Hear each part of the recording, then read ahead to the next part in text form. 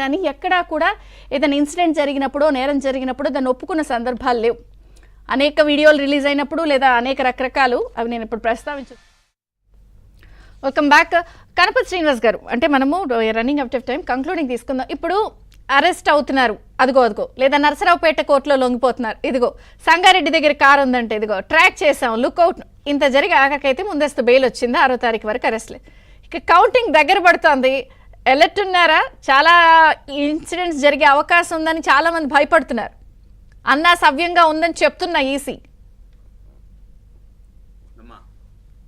ఇప్పుడు నేను ఒకటే తెలియజేస్తా ఉన్నానమ్మా, ఇది కేవలం అతని అరెస్ట్ అనేది పెద్ద డ్రామా ఫార్స్. అదంతా కూడా నిన్న పోలీసులు వాళ్ళు కలిసి ఆడిన ఎందుకంటే భారత ఎన్నికల సంఘం, రాష్ట్ర ఎన్నికల కమిషనర్కి ఇదిగో ఆ సిట్టు బృందాన్ని మేమేదో ట్రై చేసాం, ఇదిగో డ్రైవర్ దొరికాడు, క్లీనర్ దొరికాడు, బండి దొరికింది, ఇవన్నీ కూడా సభ్య సమాజాన్ని నమ్మించడానికి చేసిన ప్రయత్నం. కానీ నేనైతే ఎవరైతే చెప్తున్నానో ఆ రవిశంకర్ రెడ్డి అని ఐపీఎస్ ఆఫీసరు, ఇంకో సీనియర్ ఐఏఎస్ చాలా భద్రంగా హైదరాబాద్లో వాళ్ళ ఇంట్లో పెట్టుకున్నారు.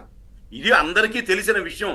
ఇవాళ ఇంత టెక్నాలజీ వచ్చిన తర్వాత 5 నిమిషాల్లో ముద్దాయిని అరెస్ట్ చేయొచ్చమ్మా. ఇవన్నీ తెలుసు. ఇది భారత ఎన్నికల సంఘానికి తెలుసు, రాష్ట్ర ఎన్నికల కమిషనర్ కూడా తెలుసు. వాళ్ళు కూడా మీనమేషాలు లెక్క పెడతా ఉన్నారు.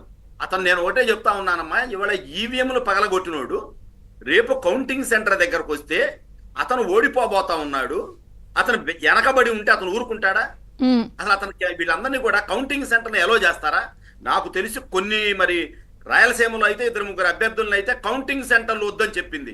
వీళ్ళకి పర్మిషన్ నాకు తెలిసి ఇచ్చింది ఏంటంటే, వీళ్ళు అడిగింది కూడా మేము ఏదో ఏజెంట్లకు శిక్షణ పెట్టుకుంటాం, ఏజెంట్లు ఇది కూడా పూర్తిగా ఫార్స్. ఇది వీళ్ళు చేసేది ఏందమ్మా, ఏజెంట్ ప్రక్రియ, దాని అంతా అది నడిచిపోతా ఉంటది. వీళ్ళు నేను ఒకటే డిమాండ్ చేస్తున్నా, వీళ్ళు ఎవ్వరూ కూడా రేపు వైసీపీ నాయకులు ఎవరూ కూడా ఈ క్రిమినల్ చరిత్ర ఉన్నోళ్ళు ఎవరు కూడా, పెద్దారెడ్డి కానీ మన గోపిరెడ్డి శ్రీనివాసరెడ్డి కానివ్వండి, ముఖ్యంగా పిన్నెల్లి సోదరులు కూడా ఎవ్వడూ కూడా ఆ సరౌండింగ్స్ లోకి రాకూడదు. ఎందుకంటే వాళ్ళు పెట్టిందే ఇంకొక దుర్మార్గం ఏంటంటే, గతంలో పోలీసు కేసులు ఉన్న వాళ్ళు పెట్టకూడదు. మేము మమ్మల్ని ఎక్కువ మా మీద కేసులు పెట్టారు కాబట్టి మేము ఆ రిలీఫ్ అడిగితే వాళ్ళు ఇచ్చి వాళ్ళు ఏమంటున్నారు, ఇవాళ మొత్తాన్ని క్రిమినల్స్ కూర్చోబెడతాం, మొత్తం క్రిమినల్స్ కూర్చోబెడతా ఉన్నారు. నేను ఈ సందర్భంగా ఒకటే తెలియజేస్తా ఉన్నానమ్మా, మీరు క్లియర్ గా అబ్జర్వ్ చేశారో లేదో, ఎన్నికల రోజున 80% నియోజకవర్గ వైకాపా నాయకులు కార్యకర్తలు చేతులు ఎత్తేశారు. ఇది మీరు నమ్మినా నమ్మకపోయినా ఇది నేను స్వయంగా చూసే నిజం. ఇది అదేలేండి, మీరు అక్కడ గ్రౌండ్ లో క్షేత్రస్థాయిలో చూశారు కదా. నటికుమార్ గారు ఆ విధంగా వీచింది, మనం ఎందుకని చెప్పి చేతులు ఎదురుది అక్కడక్కడ ఓడిపోబోతా రౌడీ ఎలిమెంట్.